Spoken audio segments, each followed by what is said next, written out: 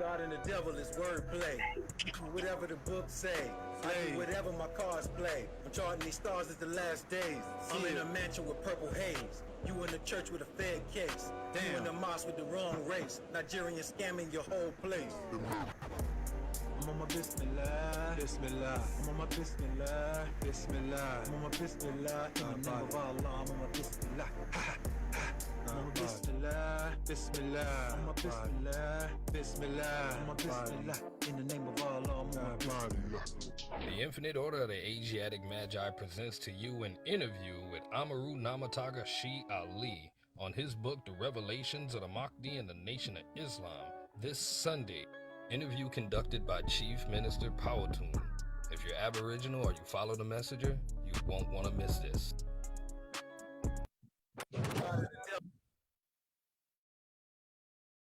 Family. Bismillahirrahmanirrahim. Assalamu alaikum, family.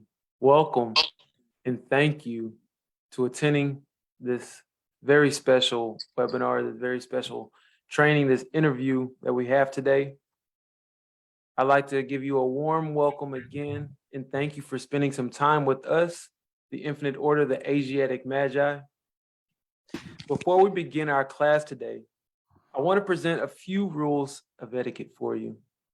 We always ask you to bring 4 things in here to class. Number 1, pen and pencil, something to write with. Number 2 is a notebook or paper.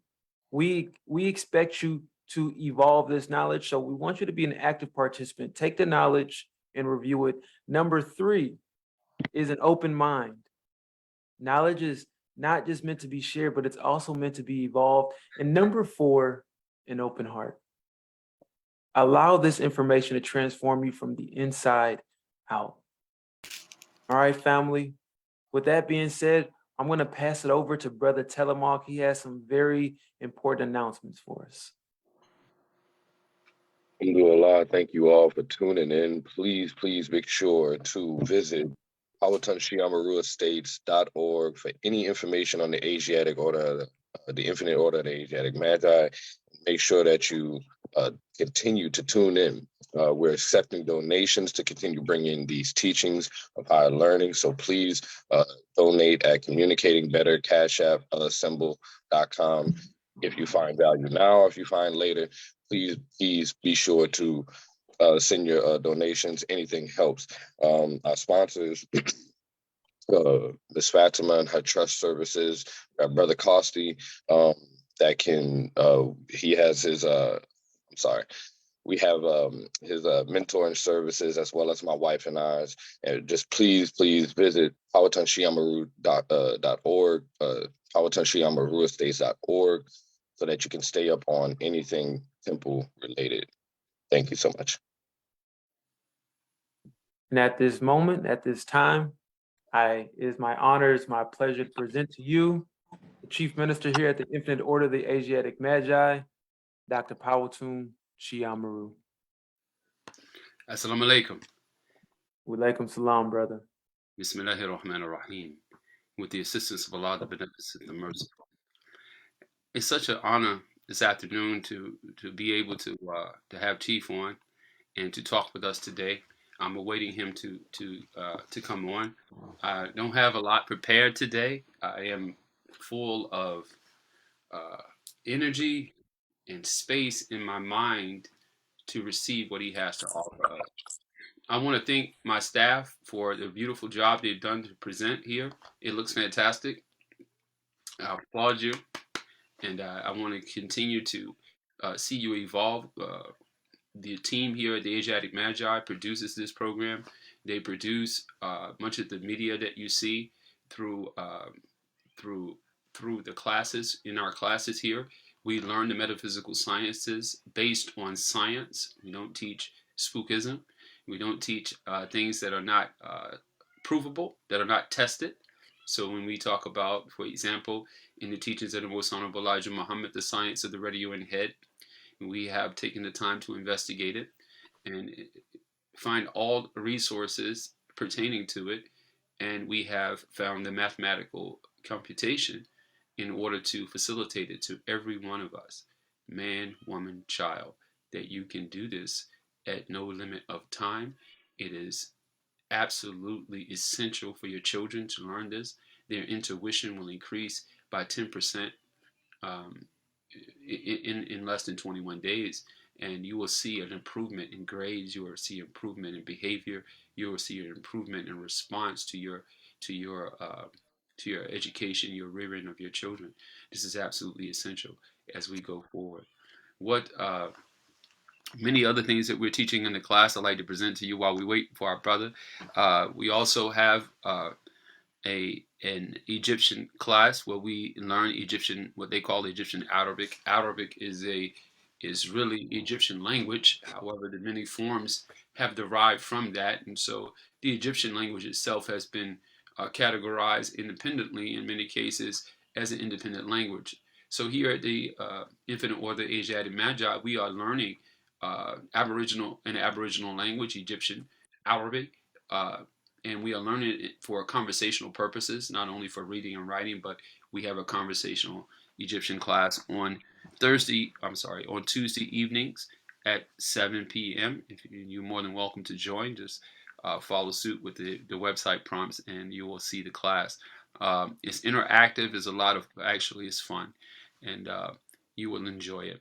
Also on Thursday nights, we will begin next month our classes. We are culminating a class now on the esoteric sciences that will end this week. And then we will begin our studies into indigenous Ramadan and also 11/25. 11/24, December 24th. November 24th. We will take a look at November 24th. My apologies. Mind moving 1,000 minutes a second. A billion.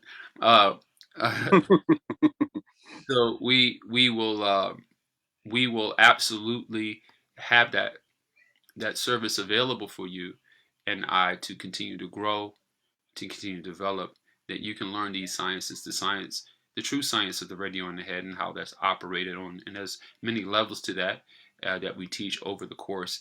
The first year you will learn what is called remote viewing. You will learn the technology and how to operate that. When I say technology, I mean the spiritual technology, the mental capacity, the mathematical computation to operate in that science. Then you will also learn, what did I mention, Brother Costi? The technologies you mentioned, we're going to be going over remote viewing, esoteric sciences, learning. Thursday night, Ramadan class, thank you. So that's what I wanted to. We'll be preparing for Indigenous Ramadan, which begins in December. A lot of you are new to this concept and what it is, and so we are going to teach it for a month in our classes, and you will learn every detail of it, the fasting process, what it does for the body, the health potentials of fasting, the astronomical implications of the universe and how it is operating in that time frame, and why we have so many so-called holidays in the season and what they are really presenting to us. So we really need to understand those things. We need to understand 11/24, what they call Thanksgiving, and we understand how that was situated under certain constellations to control us. So we will unveil all of those things in preparation for our December fast, because December is our holy month. It is a month that we take to fast and pray, cleanse the temple, and communicate with the divine. This is indigenous. So with that being said, beloved, I thank you.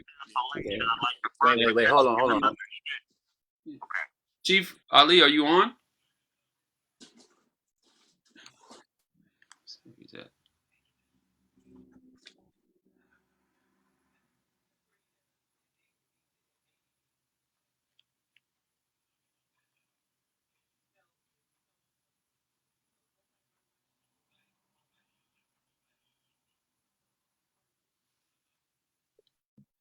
Family, I would just like to reiterate the importance of what we are actually doing here. It has been for me alone, it's been a profound impact, not just in my day-to-day life, but in my confidence, in my ability, and more importantly, in my trust in myself. That is at the core of what we're doing here. We are building our trust within ourselves. We are remembering who we are. It has been something that's been very, very much forgotten. And we've subjugated that to somebody else. But it's our time to remember who we are. The importance of what. So I want to just really highlight that for everybody here. Why you're here in the first place is to become self-actualized. Is to become what you were created to be. Again, you're going to get confidence in yourself. You're going to get more clarity on what you're doing in life, why you're doing in life, and what is your purpose. You're going to get the education, and this is distinct from knowledge. You're going to get an education. An education is that which empowers you to stretch yourself. Knowledge is the tool by which you stretch yourself. And with those two tools, you gain more wisdom. Very good teaching, brother. Thank you. Very good teaching. Pleasure. Good teaching. There he is. There he is. Soldier, greetings. Assalamu alaikum. Wa alaikum salam. How you doing today, brother? Oh, I'm doing great. All praises to All Allah. praises due to Allah, brother. We so happy to have you on today. We got a packed house for you, and we've been awaiting your arrival. So Yes, let's sir. get started. Today, Yes, sir. I am honored beyond comprehension, okay, to have my dear brother, our president, our chief of the Aboriginal Republic of North America, Chief Amaru Namaa Taga Xi-Ali. Thank you, Soldier. Today, how many books have you written, beloved? This is number 30. Number 30. Oh my goodness, brother. 30 publications. 30 publications. That's absolutely incredible. Absolutely incredible. So today we're here to talk about the latest publication, Revelations of the Mahdi. Huh? Yes, brother. Title alone. And the Nation of Islam. Revelations of the Mahdi and the Nation of Islam. Let's go. Yes, sir. Now, you and I both are students and devotees of the most honorable Elijah Muhammad. I call him His Holiness. Yes. Allah sanctify his secret. Sallallahu alaihi wasallam. We are on a journey here, brother, that many are questioning. You would imagine how many questions I've had this week. You could imagine the calls I've received. And so we're here today. I want the people to hear from you unadulterated. Yes, sir. All right. I want to be able to ask you maybe some tough questions. All of them. That others are afraid to ask or just don't have the rapport with you to ask. So with that being said, tell us about the book, beloved. Let's get it started.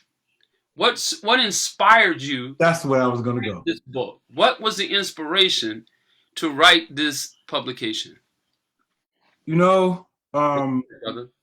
Oh, it's me. the only thing that I could say that just comes straight to my mind and my heart is that this book was written out of love.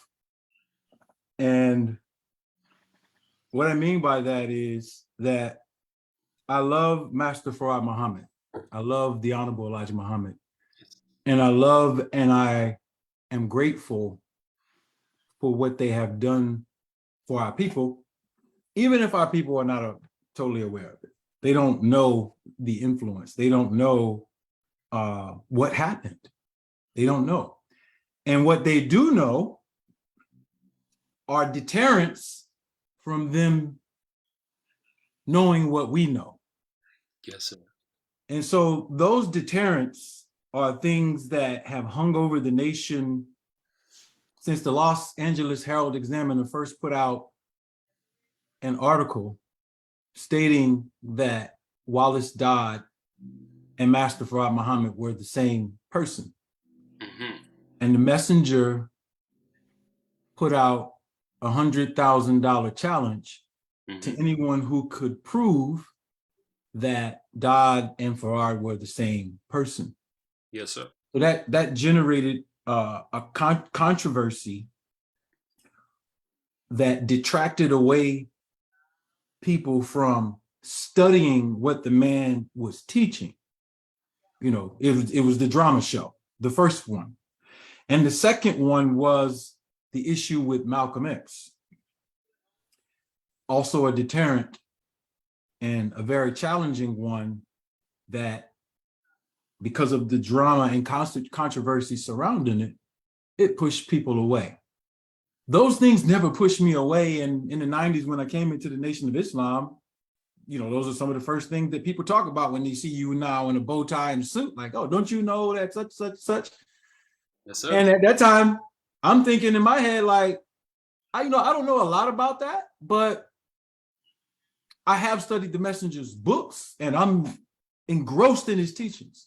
Yes, sir. And so over time, watching how those things impacted how people view those two men, I decided, a long time ago, to start collecting evidence. So this book is a culmination of me collecting evidence over about 17 years, because I've been around 25 since I came into the nation. So yeah, about 17 years, 18 years of just collecting information, and that's how I write all my books. I write my books because I have a schedule. I get up in the morning and I study something every day.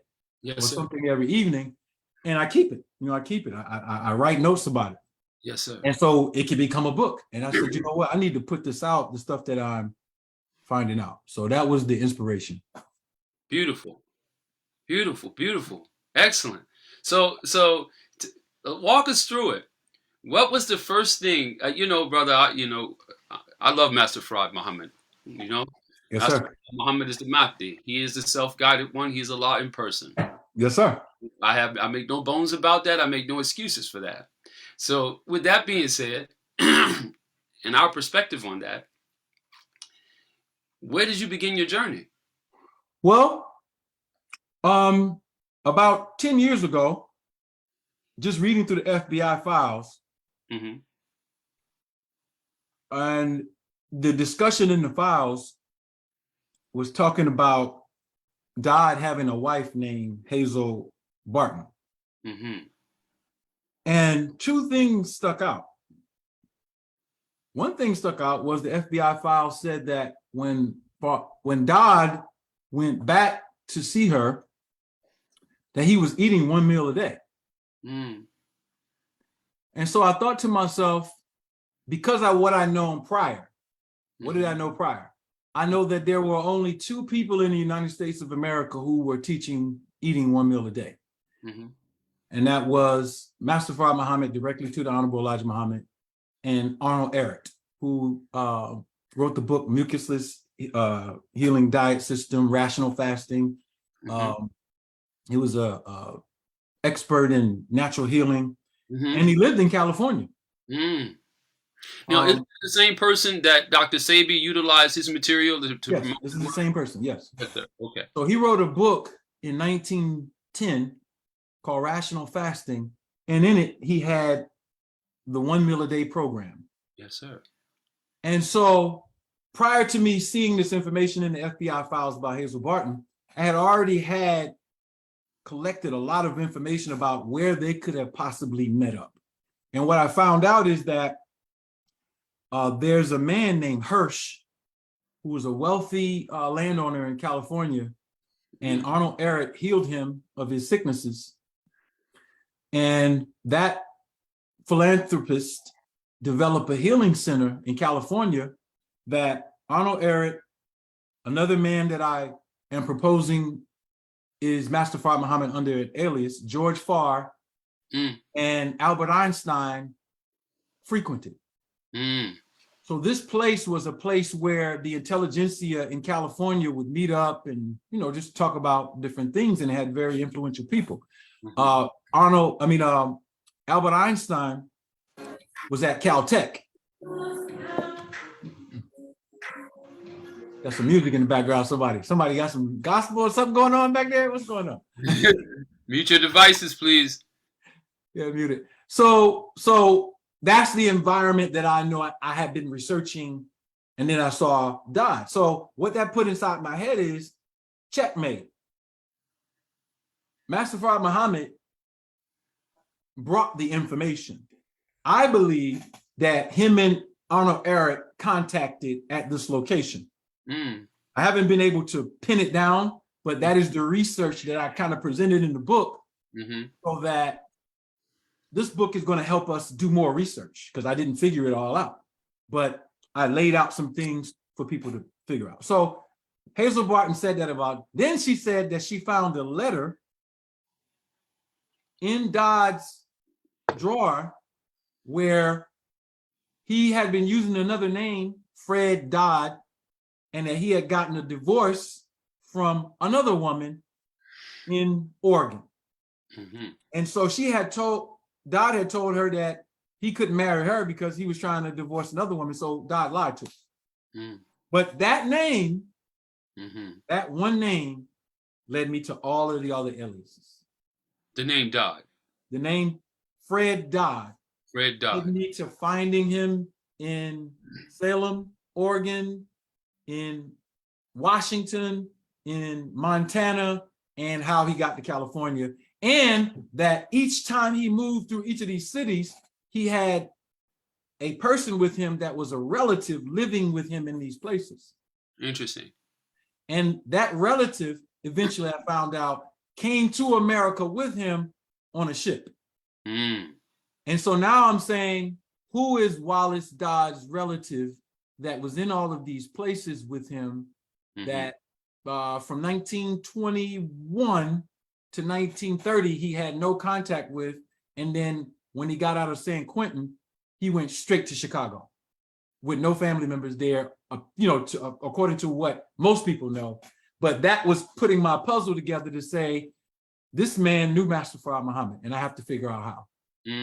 Okay. That's interesting.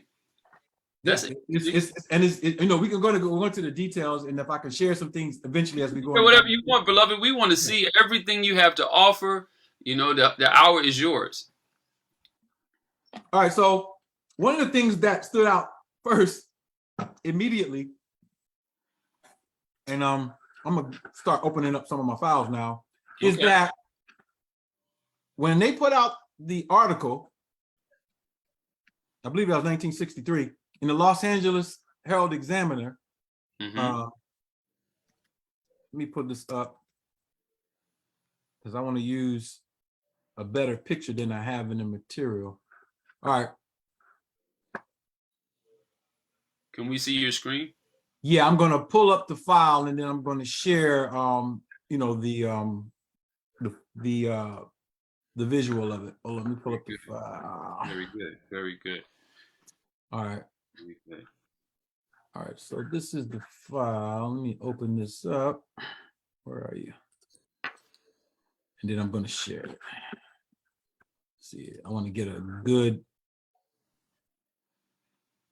See, that picture that I have is not good. So let me get one off the internet where I know I can.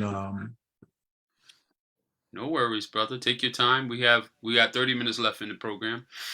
We can get a lot accomplished in a short period of time. Absolutely. Fast thinking, straight down to the modern time. Absolutely, God. Absolutely. So it's good to see you. Yes, sir. Absolutely. So this photo right here. Let me open this up. And let me share this. This photo is the photo I'm talking about. Hopefully everyone. Oh, yes. We remember that. I do very clearly, yes. All right, so here's a picture of Master Fard Muhammad. Here's a picture of Dodd. Right. Now, when you look at the photos in a better pixel, you can see that they don't look alike totally, and they have different aesthetics, right? And this is basic. I'm not going into this as the means of proving my point, but I'm just looking at it. And so one of the things that you will notice about Master Prophet Muhammad in the original photo is his skin and his hair is very clean. He's a very healthy looking man. And when you look at Dodd, he looks, he got bags under his eyes. You can see kidney issues on his left side of his face. Yes. You can see those things. So I'm taking that comparison. I'm saying, okay, well, these obviously are not the same two men. Exactly. That's just on the aesthetics alone, you can see that, okay? Right. But that's not what people are into. People are into what they want as far as they consider to be proof. And so that's where I go into the book, go through it. And now we got to deal with some things. Okay. Some fun stuff though. If these two, let's just take play Yaqub's advocate. Okay. Okay. Let's play Yaqub's advocate. If they were the same people, I would not care. And the reason why I would not care is because it does not change one thing about the gratitude, the love, and the wisdom that I have gained and the world has gained from the teachings that he gave our messenger, the Honorable Elijah Muhammad. True. It doesn't change one thing. The truth. Right? And so that's one part. If they're not the same, then what is this story about? And why is it so much confusion surrounding it? So let's get to it. All right, so I'm going to open up my share again and share the book so you can. Okay. All right, so y'all should see, let me go past some of this. So now the approach that I took is probably unique in the sense that I did examinations that people haven't done in the past. Now, what y'all should be seeing, are y'all seeing me or y'all seeing my screen? I'm seeing the screen. Okay, great. All right, so this is a handwriting comparison of Wally Dard Ford and W.D. Fard. This signature right here is taken from a letter here that the Madhi wrote to Sister Bernstein Sharif. Sister Bernstein Sharif was the wife of Supreme Minister John Muhammad, the younger brother of the Honorable Elijah Muhammad, and she was called the Reformer. She is the one who typed up many of the lessons that we have today. Right. She was Master Fard Muhammad's personal secretary. Absolutely. And so this is his signature that's now been cataloged in the museum that they're building in Detroit because they, found a lot of things. So you can obviously see here that through basic handwriting analysis, the W's, the F's, how the D, they don't have the same handwriting. Right, exactly. We can start with something as simple as that to say, one, they don't look alike in the sense of being the same person. Two, they don't even have the same handwriting. Exactly. Okay.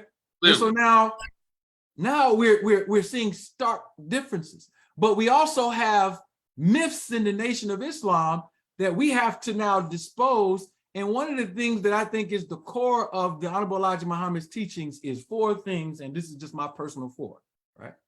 And they are, 1, spookiness must be eliminated from our consciousness. Spookiness means you don't understand the laws of cause and effect, and you don't apply unbiased analysis to a thing to come to a conclusion. That is not a problem in the Nation of Islam, or even with the researchers who are researching it. That is a problem on earth. True, brother. True. And that human psychology is what leaves us subject to predators. True. So we can protect ourselves better if we're not spooky. So who is that mystery God? We got lessons to change our psychology so that we could grow ourselves up into living gods. Yes, sir. Okay, so that's the handwriting. Let's go back. I can see just from that handwriting that Dodd's signature is that's not his real name either, because that's a signature that's trained. Right. Natural signature. It's not his original name. No, it's not. Yeah, you can see it's trained. You see it. Mm-hmm. So that part was super, super important. So let's keep going. Mm-hmm. Here's a better picture of it. You can see that. Mm-hmm. Oh, yeah, very clear. Mm-hmm. All right. Now let me go to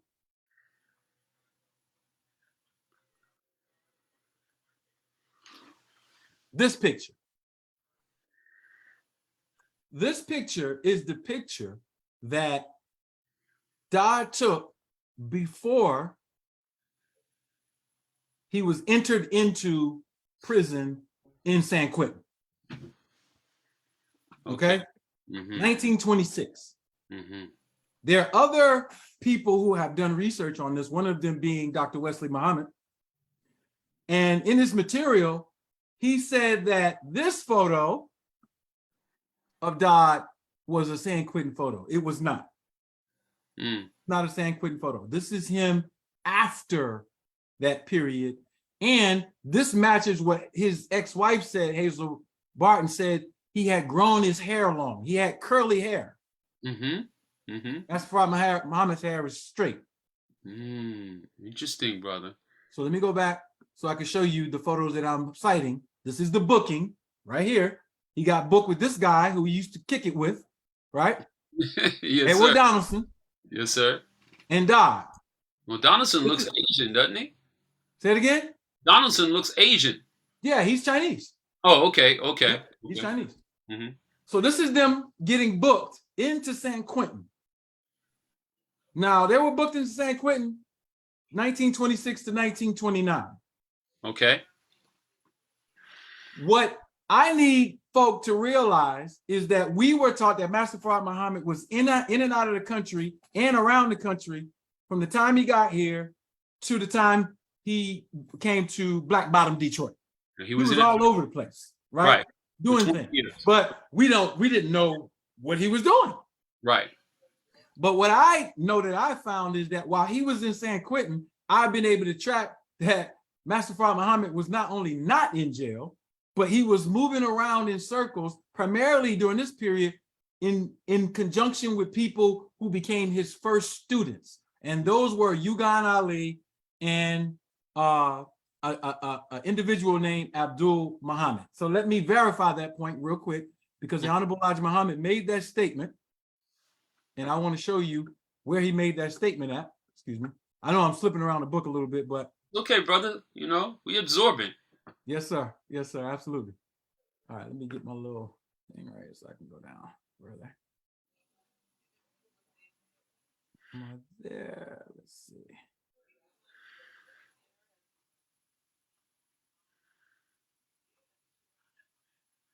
All right, so the Honorable Elijah Muhammad did an interview with Hatim Sahib, and in that interview, he talked about who were the first two students of Master Fard Muhammad.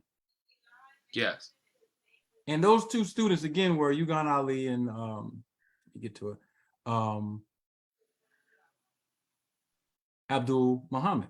And I found out who they were as well, as far as, you know, their backgrounds and all of that, because that helped me set the stage for how Master Fard Muhammad led himself into building the Nation of Islam. And those early people, okay, here we go. All right, so. And may I add that, you know, Hatib Sahib, he was authorized by the messenger to do the interviews yes. in the temple. So that's important to understand. You know, as we do our research, I'm saying this to the students and those listening in, it's important. We talked about Isnad a few weeks ago when we were together, brother. It's important that we be able to track the words of our master teacher, the Most Honorable Elijah Muhammad, the Messenger of Allah, to things that he actually wrote and said that we can verify. Right. You know, that is part of being an academic, to be able to verify what is said. You know, and if we're gonna quote what he said that is not verifiable in writing, then we need to have and to know that the persons that presented his words are honorable people. Right. This Exactly. This is the correct way to follow to write the sayings or the writings of such a great one as the Most Honorable Elijah Muhammad, Messenger of Allah. All right, so here we go. This is directly from the Sahib interviews, and this is a direct quote of the Most Honorable Elijah Muhammad. Okay. Quote, I was myself the third minister he had chosen. Yes. Before me were two whom he did not like. One was Abdul Muhammad, and the other, he said Uthman, or he thought he was saying Uthman, he was saying Ugan. Ugan Ali. He did not like them because they were following the Moorish teachings of the Moorish Science Temple of America. More than they were trying to get the teachings and use them to their own benefit. This is why Abdul became a great enemy to us, and he began to teach against Mr. Fard. Before I became a minister, I used to listen to Abdul Muhammad while he was talking, and then I used to go to Mr. Fard myself, telling him that I did not like the way they were carrying on, and that if I had to teach, I will teach the people with you. Then he said, well, then you come over with me. So this is those two. Now, ask yourself a simple question. If they were in the Moorish Science Temple, how did they meet Master Fard Muhammad? Well, Abdul Muhammad's name in the Moorish Science Temple was not Abdul Muhammad. His name was Thomas Brown L., and he was the Grand Sheikh of Temple number 8 in Pine Bluff, Arkansas. Wow. I found that data. I put it in the book. Impressive. His wife was named Sarah Moore. And that's how I was able to find him on census documents, draft registrations, all of that material to find out where he was and who he was. So when Noble Drew Ali died in the summer of 1929, these were two people that came over with Master Fard Muhammad to what we know of now as the Nation of Islam. Okay. And there were many followers of the Moorish movement who came over into the Nation of Islam in that early period. So now, this is why in articles, you will find, let me go further, you will find that, if I can go down. I want to show that. I wanted to show Ugan Ali, Ali's draft registration card. I don't have it in this area. I thought it was right down here, but it's further back. But the issue with, matter of fact, I'm gonna just go back to it so I can show it now. So are you proposing that Master Fard Muhammad was a member of the Moorish Science Temple? No, I am proposing that he, like a scientist, was going to, like the example I'll use is, as George Farr in California, they identified him as being a member of the UNIA that kept the slogan going that the pale face must go. And he was very militant against white people. Then, of course, in the early periods of the Nation of Islam, even with the Honorable Elijah Muhammad, they kept mistaking them for Moors. And so what I'm saying is that Master Fard Muhammad went amongst these movements and studied amongst these movements. Okay, yeah, I can agree with that. Right. And so he was aware and knew these different people. He even called Marcus Garvey a Muslim before we even knew that Marcus Garvey was a Muslim. And I proved that Marcus Garvey was a Muslim in the Lost Pages of Islam with his credence and adherence to his teacher, Deuce Muhammad Ali, and his own quotes that he was putting in his newspaper praising Allah. All praises due to Allah. So when we see Master Fard Muhammad referring to Noble Drew Ali and Marcus Garvey as Muslims to the Honorable Elijah Muhammad in personal conversation, and the Honorable Elijah Muhammad recounting that to us, We just thinking, oh, well, he's just calling us all Muslims because he's saying that. No, these were actual Muslims. So that let me know that Master Farad Muhammad was around these people and aware of them on a personal level. Yes, sir. You know what I mean? In the conversation, Yes, that is important as far as taking his word, examining what he told the messenger, looking at history, and being able to connect the very words that he said to them being not just euphemisms, but actual things. And now I think that's super, super important. It is, brother. You know, it leads to the idea that some other writers have also attributed to maybe the Ahmadiyya movement in America being started by Master Farad Muhammad, possibly had great influence on what is known today as the Jehovah's Witnesses, which was formerly the Watchtower Society. So there's many organizations, and some in public and in private. You go through the college universities today. Many universities are covering Master Farad Muhammad's theology or ideology, not theology, mathematics, as well as the Honorable Elijah Muhammad's mathematics, but with a lot of material that we are not accessible to. So it is, I like to add today, brother, this is an honor to be able to have a university quality book, educational material here for the people that's affordable, that they can get their hands on, because many of the materials, as you know, that we have, these books cost $400, $500, $600, $700. Yeah. And yeah, in the future, all of our books will be those prices. And let me tell you something. I'm gonna tell you why. Because the information that we're going to grow into, right, will be top caliber information on earth. And we cannot cheat ourselves with the type of academia that we're about to bring to the world, and then have our people mindset, y'all are charging too much. Let me tell you something, Black people. Come on, brother. Y'all need to understand that we are a nation. And just because we're all Black, it doesn't mean that we're all a part of the same nation. If you choose in the future, the next 15 years, to stay a 14th Amendment citizen, to stay amongst a group of people who have been abusing you, then you can't blame us for how much our books cost, and then you go buy an iPhone for $1,200. See, now you're practicing, that's real reverse racism. Go ahead, brother, teach us.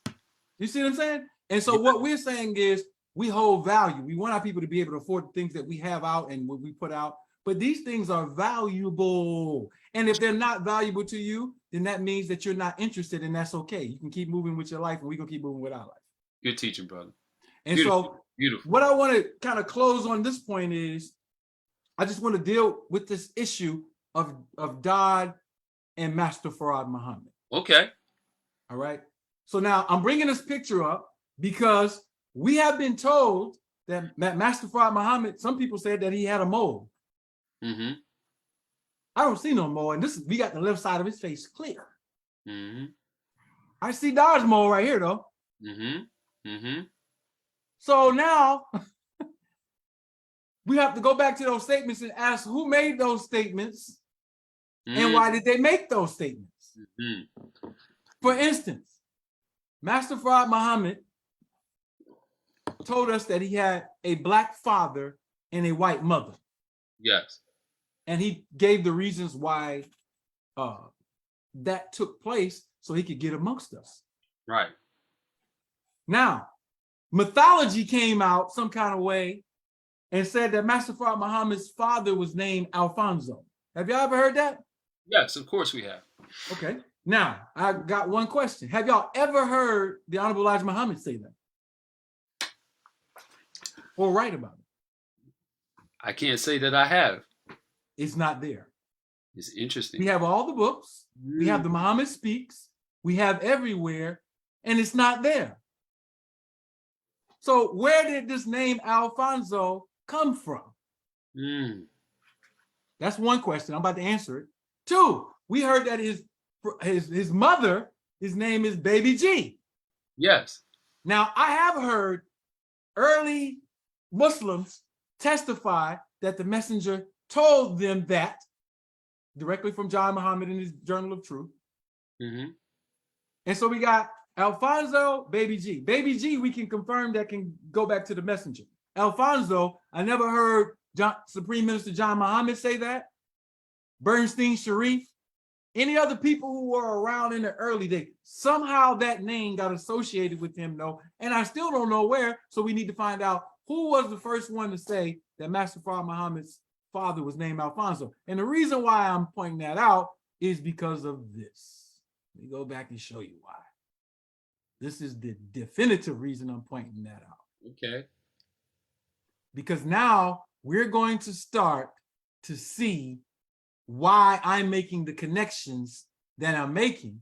And some people, you know, they have feelings about the connections. And I don't, because either I'm right or I'm wrong. And I have no problem being either. That's what people must understand. Right. I'm the type of person that once I'm proven wrong, I'm thanking you so we can keep researching to find what's right. Yes, sir. But I'm going to push the bar. So now, let me blow this up so y'all can see. This is Wallace Dodd's Declaration of Intention in Coming to America. You can see his name, Wally Fred Dodd here, because he had the name Fred Dodd in Oregon. So he was using aliases. And here's what I want to tell the audience. I believe that Master Fard Muhammad instructed him to use aliases because they knew each other. Okay. And I am proposing, based on the ship logs, that he is related to Master Fard Muhammad. Okay. Okay. So now let me go through some of the points. Look at this name right here on Dodd's Declaration of Intention. It says, "It is my bona fide intention to renounce forever all allegiance and fidelity to any foreign prince, potentate, state, or sovereignty, and particularly to Alfonso the 13th, King of Spain." So now, wherever the myth surrounding Alfonso comes up, it's associated with Dodd, but somehow it got associated with Master Fard Muhammad. And what I'm saying is the reason why it got associated is because they are associated. Interesting. Now let's keep going. Interesting. Let's keep going. Let's keep going. So now, and let me give you the total picture. Master Fard Muhammad, to me, is the greatest general that has ever existed on earth. And in that vein, a general, when he is setting up his schematic for warfare, will use both righteous direct teachings and righteous deception to protect himself and his mission. It's like a quarterback. If he wants to fool the defense to think that he is about to run a run play, he's going to act like he's handing the ball off to the running back so everybody can follow the running back, but it's actually play action pass, touchdown. Yes, sir. Yes, sir. And so this is what I am learning about what I feel is the mind of the Mahdi that he is now trying to deliver over to us. And that is, there were 59,999 books that Moses did not get. He got one book of tricknology to teach the devil. And now God is here to take all 60,000 and say, not only am I more righteous and intelligent than you, I'm also aware of how you use deception, and I can use it better to the advantage of the righteous. Right. Right. I need people to understand what I'm saying. What I am saying is, if you know the tricks of the devil, you can never be tricked, and you can trick the devil. That's true. You know, and that's what the lesson teaches us, right? Can the devil fool a Muslim? Not nowadays. Right. And why can't the devil fool a Muslim nowadays? Because we have the greatest teacher that has ever existed on the earth. And he passed that on to his student, who he said was good material. What did he mean? That's right. That's right. And so now, let me go to the other one. Here we go. This is a marriage certificate to Dodd's third wife. Let me blow this up. Yeah, please. Carmen Trevine. Now, if you look at the name, you see his name here. He put the Spanish thing again there. This is when Oregon. And look what he put as far as his parents' name. Baba G. Baba G. And look at his father's name. Zara Dodd Ford. That's what he put as his father's name. Now, let me blow your mind. Let me blow your mind, Ron. Let me blow your mind. This is a letter from the messenger about the 24 scientists. Okay, blow my mind, brother. June 13th, 1952. And he's talking about these scientists. But I want you to see the name of the scientists right here. You see it right here? Zara? Yes. All right, now. Let me show you what he said about Zara. The part of the planet, this part of the planet travels the speed of 1,037 1/3 miles per hour on its way around the sun. Zara, the great mind, was the producer and originator of the holy book, the Quran. This great scientist was able to see down the wheel of time 25,000 years into the future and predict all that was about to take place for the next 25,000 years. So Zara is the title that the scientists use for the actual God who actually predicts the 25,000 year future as the head. Teach, brother. This is beautiful. And not only that, God put that as the name of his father. As his father. Zara. Man, we We're need going heavy. Now, this again. We're gonna have to do this again. We need another hour because I mean. Oh yeah. Well, we can cut it off. We're gonna do it again then, bro. We're gonna do it again. We have to. I mean, we're right here at time almost, but we have to do this again. There are people on the line. They want to invite you to all kind of places to promote the book. What are your suggestions, brother? Are you gonna move around the country and let everybody? Yeah, I'm gonna move around the country. I got one trip to take to get my daughters to Mexico to get back with their mom, and then after that I'll be free. So that's going to happen within the next 2 weeks. Great. And that's exactly what I plan is to go wherever they want us to go, brother. Okay, brother, let's go. Wherever they want us to go, I'm going. And I need you to be there with me. I'm with you, brother, 100%. This presentation, brother, listen. If I can get you with me, we good. All praises due to Allah. Well, look, brother, you already got me with you. We yes, here. Sir. Yes, listen, sir. The people are excited for this information, for this knowledge. This is like the missing link. You understand? And we're gonna have people who debate. We're gonna have the people, and you know, you're gonna have people who agree with you 100%, and that's okay. But this is scientific expression that we will go into this knowledge and really deal with it as scientists and not as children anymore. Now, we're gonna schedule when you're done with your trip. We're gonna come back. We're gonna finish talking about the book, but we have to talk about our relationship with the Nation of Islam and the Honorable Minister Louis Farrakhan. We have to absolutely. And let me say this: I have a second part of this book. This book was actually 572 pages. Wow, I cut it down to what it is now because I did a second part to the book, and the second part to the book, unapologetically, is called "Agents of the Nation." And what I have done is I have collected from all the FBI files of Muhammad Ali, the Honorable Elijah Muhammad, Master Fard Muhammad, directly to the Nation of Islam, Wallace D. Muhammad, etc., to show one, who were the top level informants who are amongst the 9 people that basically ran the Nation of Islam. 3 of them were agents that were placed there. I already put some of it out, but I'm gonna just say this on this point. I am unapologetically with the Mahdi and the last messenger of Allah, period. That's all I'm gonna say. Yes, sir, brother. Listen, brother, before you go, I would say to you, thank you,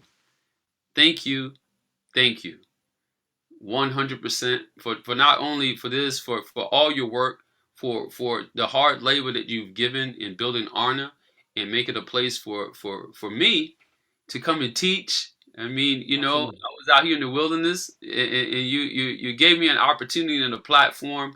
And I want everyone to see the platform that you offered me and what I did with it, because he gave me something to work with, and I took that and I turned it into what you see today. That's right, brother. He And that's gave exactly what we're supposed to do, brother, because we are here to lead the world. teach, brother. Teach. And when you know you're here to lead the world, you take the information and you build. You don't wait on Ali to go and say what the next thing is to do, because That you part. already got your assignment and I don't give that to you. Your purpose is from Allah. That part. That part, as I they have say. no determination. My only job was to do what you see I'm doing, and that's all I'm gonna do. And I feel empowered by doing that, because now all of the angels that he said that would guarantee his teachings would be carried out just as he said are going to do it. That's a group effort. Yes, sir, brother. That's right. Kulu Allahu Ahad. Say he Allah Alhamdulillah. is one. One. That's unity. Alhamdulillah. Alhamdulillah, brother. Tamam. We're so happy to have you out today. Thank you, brother. And to everyone, I know there's tons of questions on here. If you'll forward the questions to us, we are out of time, really. If you'll forward the questions to us, we'll definitely get them over to Dr. Ali, and he could, at his leisure, I'm sure he's a very busy man, get back to you. After the trip, I'll have a list of places that want you to come. Let's go. Let's go. Hey, bro, we're going to cross all 3,000 by 2,000 square miles, bro. Yes, and make this, again, useful land. But you know, this topic, we're going to go back because there's some points I want to share with you that I see between Master Farad and Dodd that I won't bring up right now because there's not enough time to go into it. Yes, but sir. I see the point, and I see history that can validate the point. Yes, okay? Sir. There's a certain society that operated like that, and I know exactly who they were and what they did, and we're going to talk about that next time. Yes, sir. Absolutely. All right, beloved. Thank you, beloved. Thank you. Continue the hard work. Be safe. Yes, sir. Keep that head on the swivel, God. Yes, sir, God. Assalamu alaikum. Brother Costi. Yes, sir. I believe that's time. Thank you, everyone, for coming out today. I am so excited that you came out and listened. If you would like to be a part of the Infinite Order of the Asiatic Magi, please reach out 223-322-9982 by text message, or you can reach out to any of the website, Pawahtuun.org.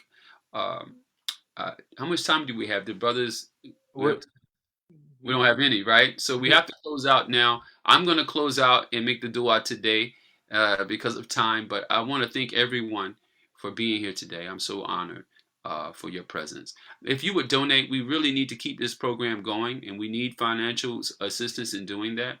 If you would donate your nickels, dimes, and dollars to communicating better, you know, as little as $5 or $10, if we did it collectively, we could really pay for our podcast for months in advance and continue this without any worry or any slow movement. Some of you have already donated today. I want to thank you for donating, and as we continue to build and touch our people with this beautiful message. Let's make dua. A'udhu billahi minash shaitanir rajim. Bismillahir rahmanir rahim. Alhamdulillahi rabbil alamin arrahmanir rahim maliki yawmiddin. إياك نعبد وإياك نستعين اهدنا الصراط المستقيم صراط الذين أنعمت عليهم غير المغضوب عليهم ولا الضالين. Ameen. Peace and blessings, family. Assalamu alaikum. Wa alaikum salam. Thank you, brother. Thank you, everybody.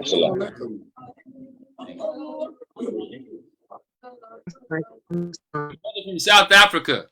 If you want a live Q&A, brother, reach out to my assistant here, Brother Costi, and we'll set it up that you can have that, brother, with us. So please reach out. And any other groups that want to communicate with us and net with us as we go out, you can keep rolling, brother. We don't have to keep stay on for me, but yeah, reach out to us. We'd be more than happy to communicate with your organization and help you as you help us. Peace and blessings. May Allah bless you. Sister Jael, I'll be reaching out to you shortly. I got some information that I got to share with you. Okay. The Magi team, we're gonna convene in about at 2:00. Okay. Assalamu alaikum. Got it.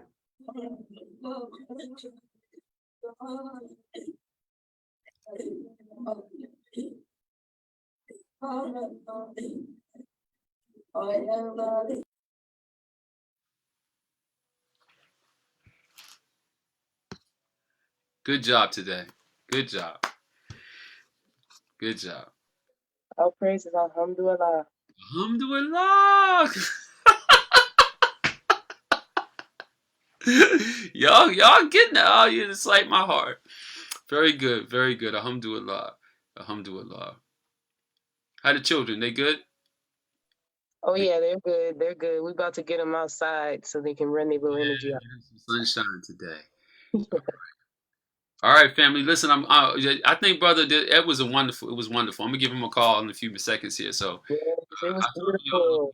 I'm gonna try to talk to him before I talk to y'all. Okay. Okay, and we got some praise reports to share, so we can't wait. Praise be to Allah. I can't wait to hear him.